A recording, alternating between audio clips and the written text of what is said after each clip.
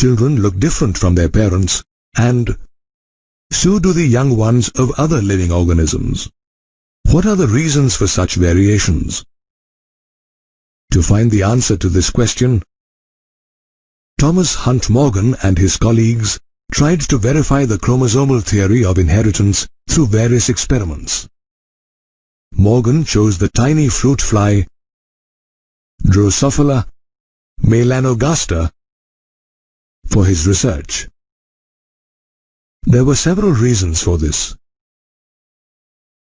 First, these flies could be easily grown in a simple synthetic medium in a laboratory. Morgan also found that a single mating in these flies produced a large number of offspring. Moreover, the male and the female flies were easily distinguishable and had only 4 pairs of chromosomes, making their analysis easier.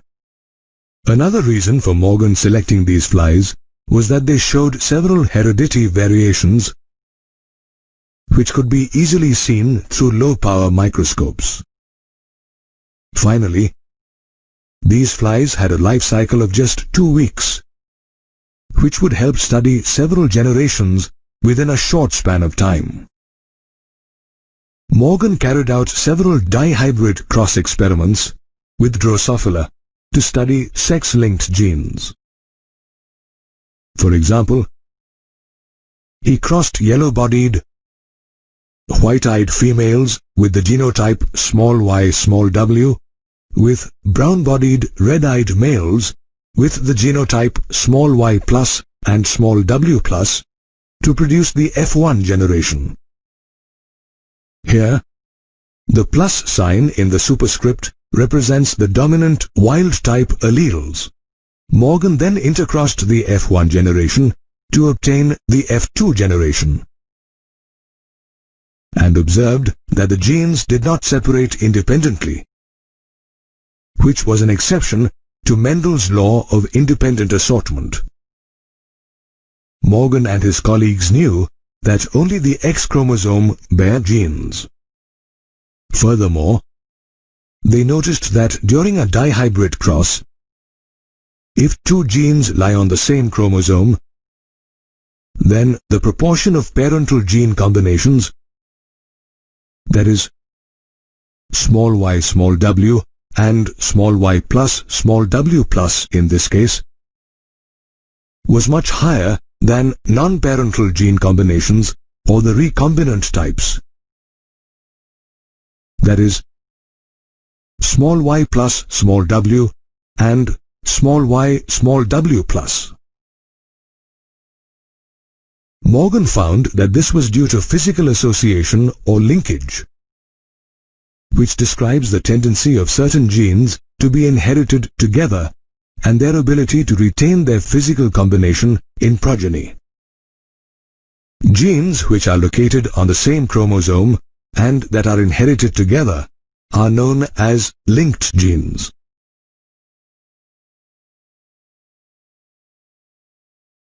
For example, it is the linked genes that account for a phenomenon like red hair being strongly associated with light-colored skin in human beings. If an individual inherits one of these traits, he or she is most likely to inherit the other trait too. This phenomenon of linkage can be better understood through a process known as crossing over, which occurs during meiosis. During the Pachytene stage of meiosis I, sections of a chromosome usually intertwine and exchange genetic material between non-sister chromatids of homologous chromosomes. This process, where chromatids of a homologous pair exchange segments between them, is known as crossing over. Crossing over leads to recombination or the creation of different combinations of alleles that do not exist in either parents. And hence, it is one of the most important events that lead to variations in offspring. Another fact discovered by Morgan and his colleagues was that the likelihood of 2 genes separating during crossing over was proportional to the distance between them. In other words, the closer the genes, the more likely that they will stay together. And the further they are, the more likely that they will separate. Now, let's consider another experiment conducted by Morgan, where he crossed white-eyed miniature winged females with the genotype w with red-eyed normal winged males with the genotype w plus m plus.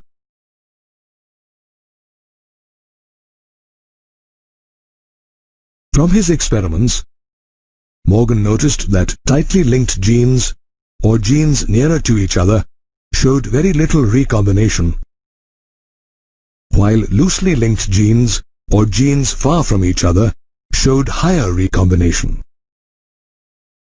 For example, the yellow and white genes showed a recombination of just 1.3%, as these genes were tightly linked, while the white and miniature genes showed a recombination of 37.2%, as these genes were loosely linked. This linkage and the frequency of recombination of genes on the same chromosome were used by Morgan's student Alfred Sturtevant as a measure of the distance between genes to map their position on the chromosome. For instance, in the experiment we just saw, it is only through mapping that we learnt that genes y and w were located close to each other, and genes y and m were farther apart. Today, genetic maps are being extensively used for linkage studies and analysis, and are a key tool for genome sequencing or discovering the location and identity of genes.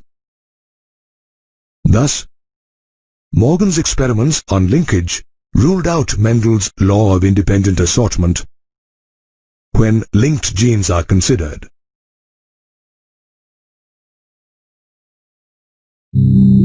People are usually eager to know the sex of their unborn child.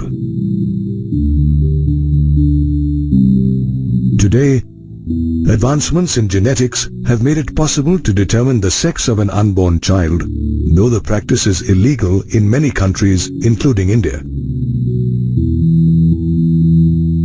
However, determining the sex of an unborn child wasn't easy in earlier times, and the mechanism of sex determination puzzled geneticists for a long time. Early research in the field of genetics was carried out using insects.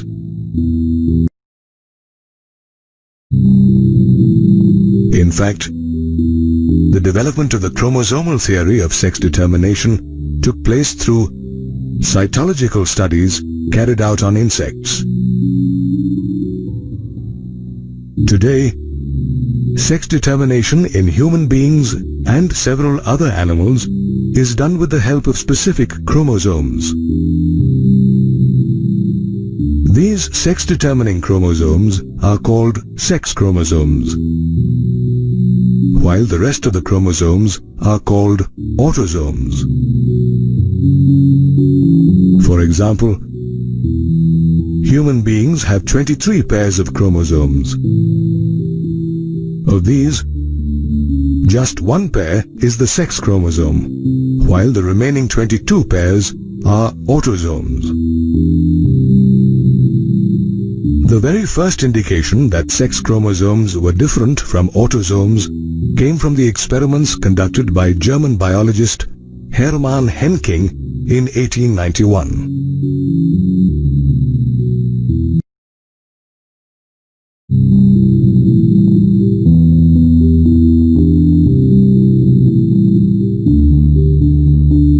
Henking noticed a specific nuclear structure in a few insects during spermatogenesis.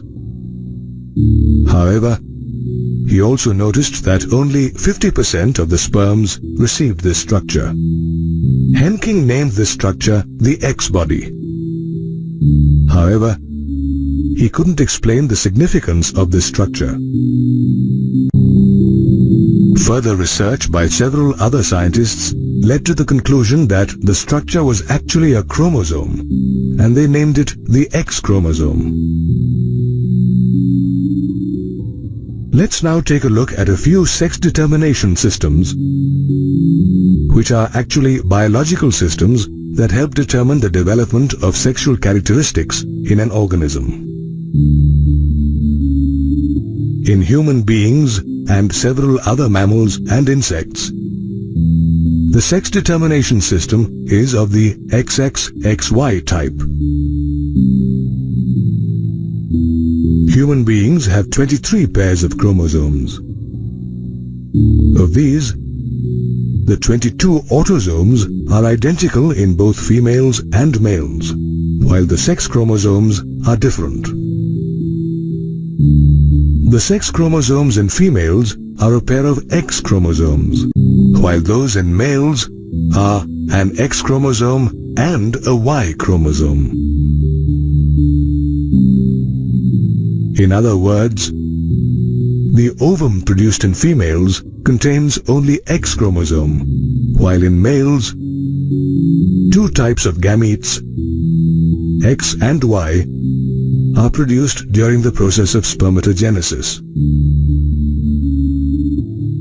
Of the total sperms produced during spermatogenesis, 50% carry X chromosomes, while the remaining 50% carry Y chromosomes.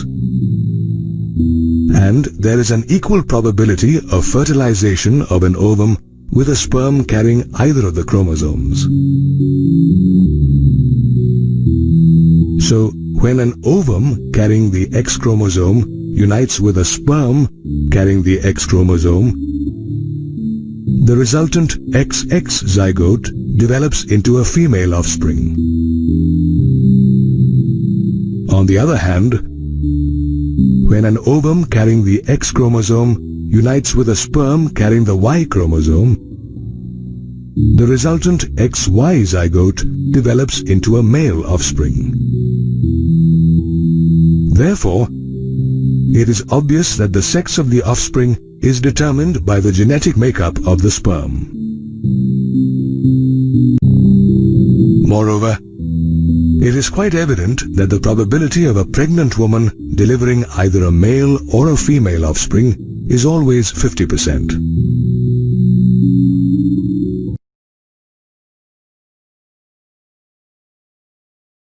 Another mechanism of sex determination is the XXXO type, which is applicable to several insects such as grasshoppers, cockroaches, and bugs. In this type of sex determination, females have two identical homologous sex chromosomes designated as XX, while the males have just one sex chromosome designated as XO. Here, the O denotes the absence of a second sex chromosome. Now, when an ovum carrying the X chromosome unites with a sperm carrying the X chromosome, the resultant XX zygote develops into a female offspring.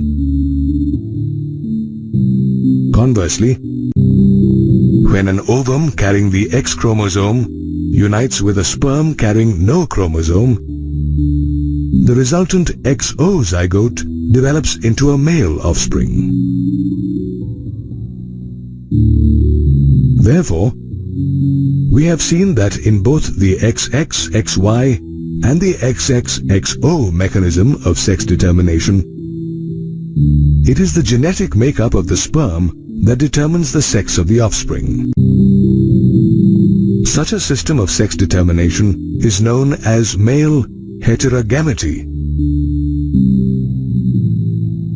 However, there are also several organisms in which the mechanism of sex determination is female heterogamety. That is, two different types of gametes pertaining to the sex chromosome are produced by the female. An example of such a sex determination system is the ZWZZ type, and it occurs in birds, reptiles, fish, and some insects like butterflies and moths. In this type of sex determination, females have two different types of sex chromosomes designated as ZW, apart from the autosomes. Males, on the other hand, have identical sex chromosomes designated as ZZ, apart from the autosomes. Now, if an ovum carrying a Z chromosome unites with a sperm carrying the Z chromosome, then a ZZ zygote is formed and it develops into a male offspring. However, if an ovum carrying a W chromosome unites with a sperm carrying the Z chromosome, a ZW zygote is formed and it develops into a female offspring.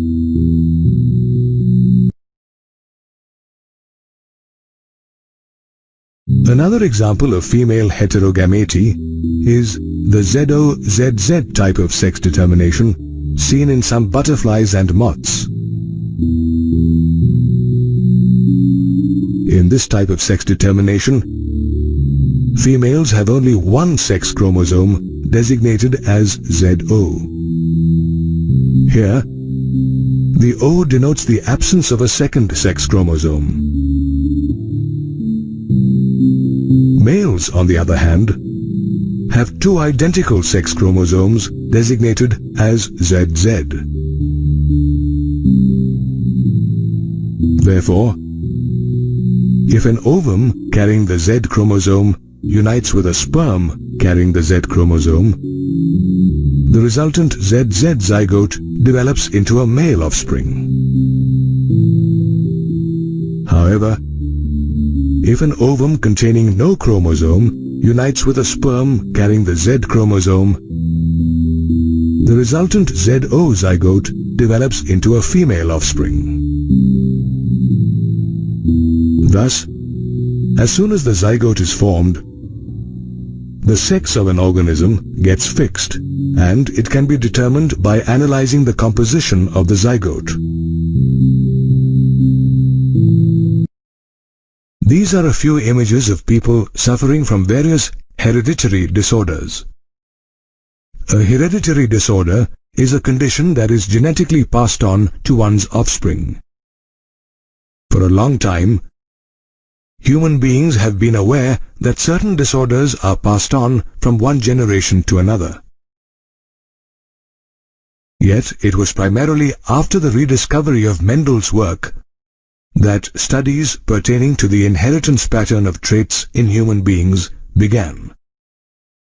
However, due to certain scientific and ethical reasons, it was not possible to carry out controlled crosses in human beings as in certain plants and animals. In such a situation, the only alternative was to study a family's history to understand the inheritance of a particular trait. Such a genetic analysis of a trait that is traced through several generations of a family is known as pedigree analysis. This analysis plays a very important role in tracing the inheritance of abnormal traits. A pedigree analysis involves using a pedigree chart with standard symbols to represent the inheritance of a particular trait. A few of these symbols are as shown. The standard symbol representing a male is a square, and that for a female is a circle. A rhombus is used in case the sex is unspecified, and a filled square, circle, or rhombus is used to represent an affected individual. Mating is indicated by a single line, and mating between relatives by a double line. Parents are placed above and children below, as shown. However, a parent with a disease-affected male child is represented differently, and 5 unaffected offspring are represented by a number within the rhombus. Identical twins and non-identical twins are represented as shown. Whereas a heterozygous male is represented by a half-filled square and a heterozygous female by a half-filled circle. A circle with a dot in the center represents a carrier, and the death of a male or female is represented as shown. Pedigree analysis helps trace alterations in genes. Let us learn about these alterations and the reasons for the same. It is the genes in the DNA helix of a chromosome that contain information regarding inheritance, or in other words, information such as height, color, and even diseases that an individual is prone to. This DNA helix is in a highly supercoiled form and runs continuously from one end of a chromatid to the other. Also, each DNA helix contains the genetic information required for the functioning and development of all living organisms, and is thus passed from one generation to the next. However, on rare occasions, such as recombination and mutation, changes or alterations do occur in the genetic material, which alter the chromosome. Mutation in genetic material leads to changes in the genotype and phenotype of an organism. Mutations in the genetic material can be of 2 types: gene mutation and chromosomal mutation. Further, gene mutations can be of different types, such as substitution, deletion, and insertion. In substitution mutation, normal base pairs of DNA are substituted by other base pairs. A type of substitution mutation is point mutation, where a single base pair of DNA is substituted by another base pair. For example, in sickle cell anemia, point mutation occurs due to the substitution of a single base pair.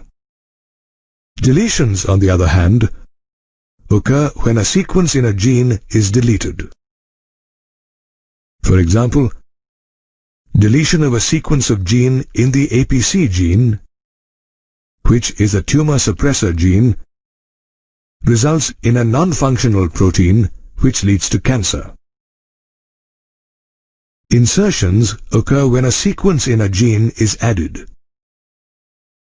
For example, in Fragile X syndrome, additions of base pairs in the X chromosome make it fragile, leading to mental retardation.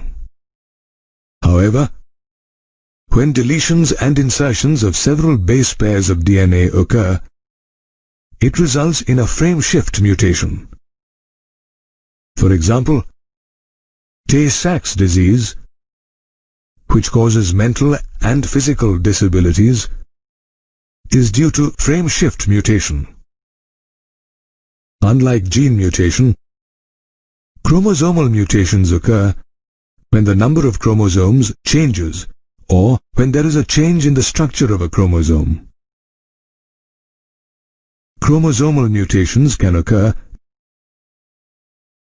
during the formation of a zygote, which can lead to an increase or a decrease in the chromosomal number or structure. Down's syndrome and Jacobson's syndrome are some disorders caused by chromosomal mutations. Down's syndrome is caused by an additional X chromosome in the 21st chromosome, and Jacobson's syndrome due to deletion of a portion of the 11th chromosome. But why do genes and chromosomes undergo mutations? There are several physical and chemical factors that change the genetic structure or that induce mutations. These factors are known as mutagens.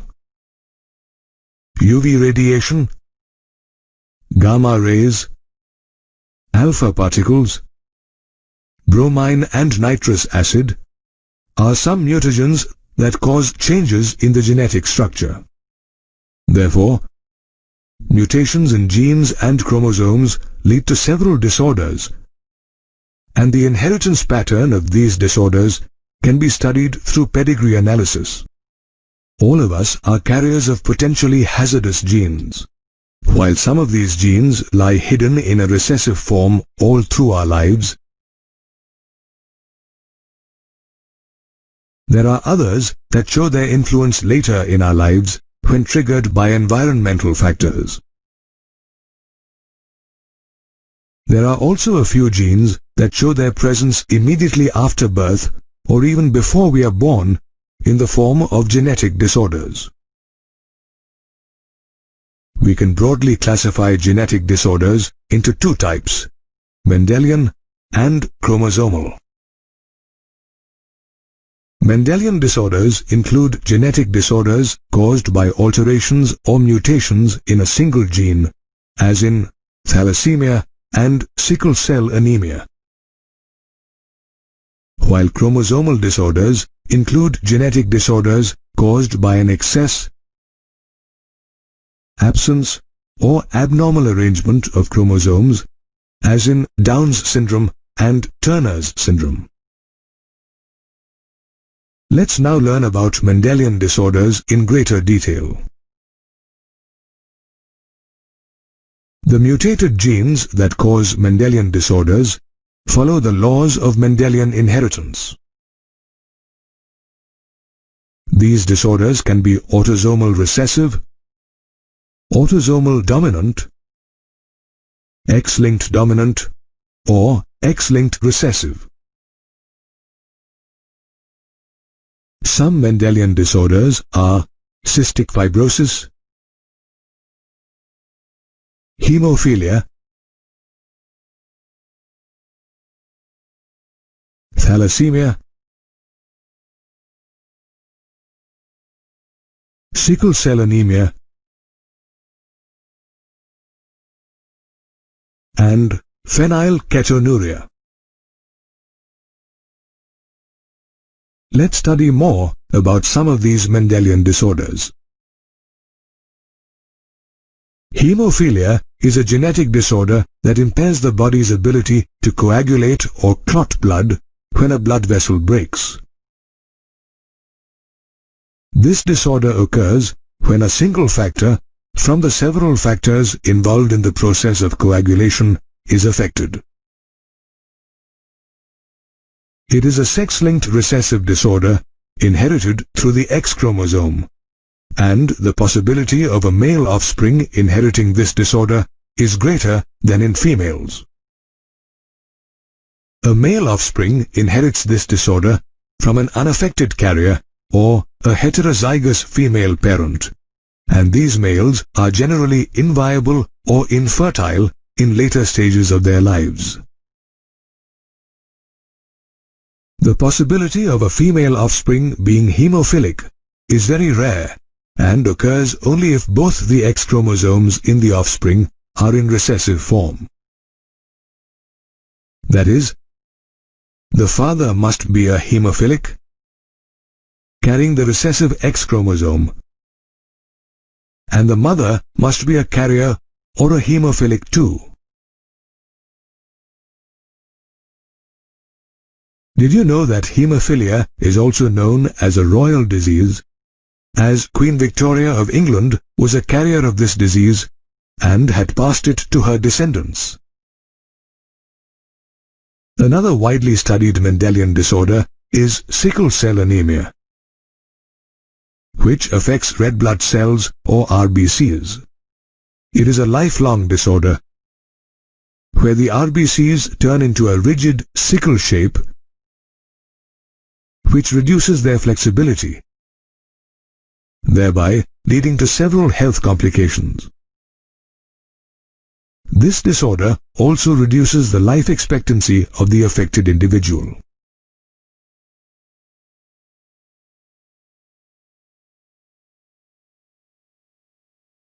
Sickle cell anemia is an autosome-linked recessive trait, or a trait inherited through non-sex chromosomes, and it is passed on to the progeny when both parents are carriers of the gene, which means they are heterozygous for the trait. The disorder is controlled by the two alleles HBA and HBS.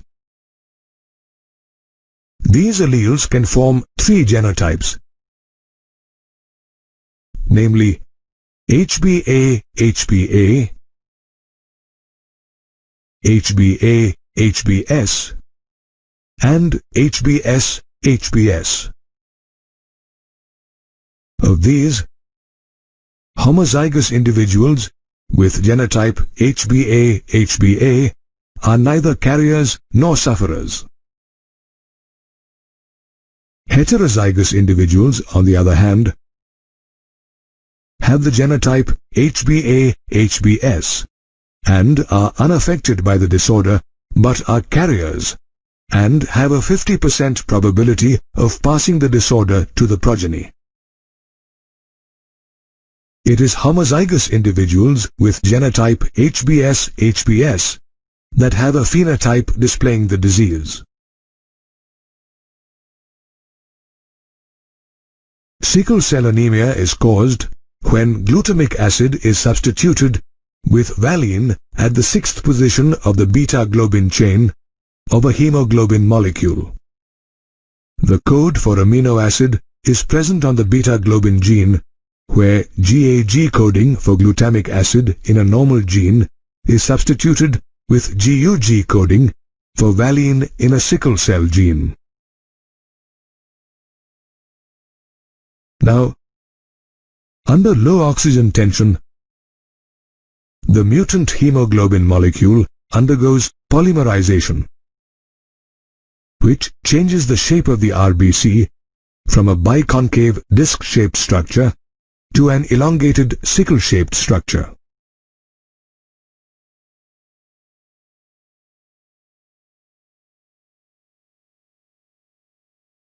Sickling of RBCs obstructs the blood vessels and reduces blood flow to different organs of the body, leading to an anemic condition. Like sickle cell anemia, phenylketonuria is also an autosomal recessive trait. It is an inborn error of metabolism inherited during birth and is characterized by the deficiency of the enzyme phenylalanine hydroxylase, which is required to convert the amino acid phenylalanine into tyrosine. As a result, phenylalanine accumulates in the body and gets converted into phenylpyruvic acid and other derivatives. Phenylpyruvic acid is even detected in the urine as the kidneys fail to absorb it. If phenylpyruvic acid and its derivatives accumulate in the brain, it could lead to mental retardation. To avoid such a situation, a diet low in phenylalanine is usually recommended for patients suffering from phenylketonuria. Thus, Mendelian disorders occur due to a mutation in a single gene, and a pedigree analysis helps determine the trait in question. Take a look at this family photo. Can you see that the color of the child's eyes is blue, just like her parents? Now, take a look at this picture. Here, the child has light brown hair, while that of his parents is black.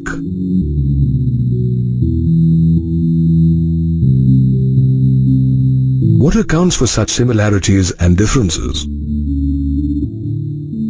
The answer to this and several related questions are dealt with in genetics, a branch of biology that studies inheritance and variations in characters among related organisms, largely in their evolutionary aspects.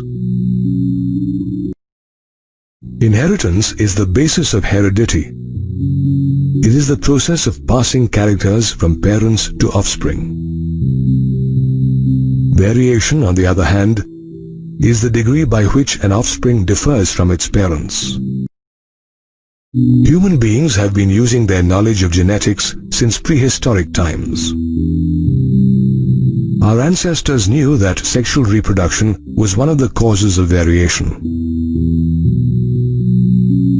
Based on this principle, they practiced domestication and selective breeding of animals and plants. For example, the Sahiwal cow found in Punjab was obtained through artificial selection and the domestication of ancestral wild cows. However, our ancestors had very little knowledge about the scientific basis of genetics. It was only in the mid-19th century that advances were made in the field of genetics by Gregor Johann Mendel. Mendel was an Augustinian priest and scientist who gained fame posthumously for spearheading the science of genetics. He proposed several laws of inheritance by conducting extensive research and hybridization experiments on garden peas, or by some sativum, for about 7 years. Hybridization is the process of crossing two individuals differing in at least one character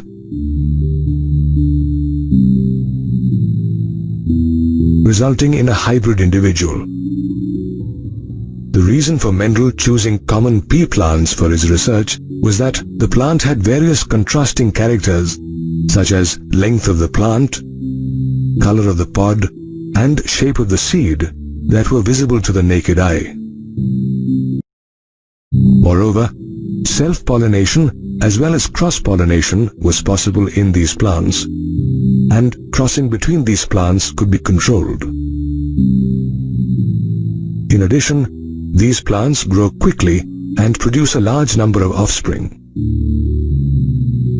Mendel, for the first time, had applied statistical analysis and mathematical logic to problems in biology. He chose 14 pairs of true breeding pea lines similar in all aspects except for one character to conduct cross-pollination or artificial pollination experiments. A true breeding line exhibits stable trait inheritance and expression for many generations due to continuous self-pollination. Round or wrinkled seeds, yellow or green seeds, green or yellow pods, and tall or dwarf plants were some of the contrasting traits chosen by Mendel. The use of true breeding lines helped Mendel create a basic framework of rules relating to inheritance, which were later expanded as scientists discovered new information pertaining to genetics. Also, the data collected by Mendel was quite credible, as he had used a large sampling size for his experiments. Moreover, as he conducted experiments on several generations of test plants, it helped him confirm his inferences and prove that his rules were not unconfirmed ideas, but general rules of inheritance in all living organisms. However, the world had to wait till the end of the 20th century to understand the significance of Mendel's discoveries. Due to his valuable research in the field of genetics, Mendel came to be known as the father of genetics, and the rediscovery of his laws laid the foundation for the modern science of genetics. Now, let's take a look at the different terms that we come across while studying genetics.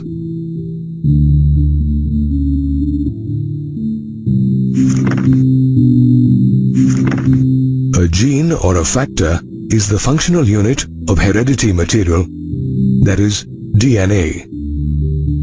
In other words, it is a unit of DNA that is responsible for the appearance and inheritance of a character. The alternative form of a gene located at a specific position on a specific chromosome is known as the allele. It governs the trait of an individual and is generally represented by a letter. A trait can be defined as a distinct variant of an organism's phenotypic character, which may be inherited or environmentally determined. For example, the color of petals is a character or an attribute, while the colors pink, violet, and white are traits. The genetic makeup of an organism is designated by the term genotype, while the appearance of the organism is designated by the term phenotype. Also, every organism possesses two alleles for each character. If these two alleles for a particular character are identical, the gene is said to be homozygous or pure, and the individual is called a homozygote. On the other hand, if an organism possesses two contrasting or different alleles in a pair, the gene is called heterozygous, and the individual is called a heterozygote. In a heterozygote, only one of the contrasting genes is able to express itself, while the other gene remains hidden. This gene, which expresses itself in the F1 hybrid, is called the dominant gene, while the gene that is unable to express itself is called the recessive gene. F1 hybrid or first filial generation is the first generation of plants or animals obtained from cross-mating distinctly different parent types. When two individuals of the first filial generation are self-fertilized, the resulting progeny is called the second filial generation or F2 hybrid. Self-fertilization is the term used when fertilization takes place between male and female gametes from the same individual. The study of inheritance of one pair of contrasting characters is known as a monohybrid cross. For example, the study of inheritance of tall and dwarf plants, while the study of inheritance of two pairs of contrasting characters is known as a dihybrid cross. For example, the study of inheritance of round and yellow seeds and wrinkled and green seeds. To determine if an individual is homozygous dominant, heterozygous, or homozygous recessive, a back cross or a test cross is carried out. A back cross is a cross between the F1 generation progeny and any of its parents, while a test cross is a part of a back cross between F1 individuals with a homozygous recessive parent, and it is performed to determine the unknown genotype. Thus, genetics explains how traits are passed on from parents to their young ones, and the principles governing genetics were discovered by Gregor Johann Mendel, the father of genetics.